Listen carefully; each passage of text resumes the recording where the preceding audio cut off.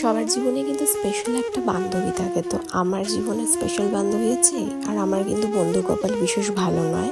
আমার একটাই বান্ধবী, মানে ওই হচ্ছে আমার বান্ধবী।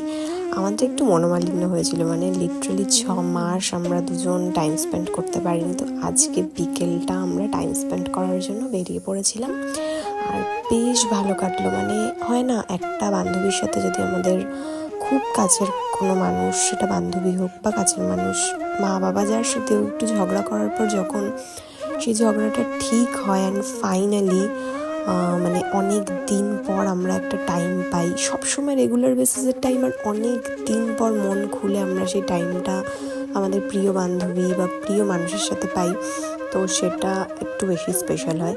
তো আজকের সন্ধ্যাটা মানে আমার কাছে খুবই স্পেশাল ছিল, ওর সাথে কাটানো মুহূর্তগুলো। তো আজকের সন্ধ্যাটা বেশ ভালোই কাটলো। এবারে দেখা হচ্ছে ওর সাথে আবার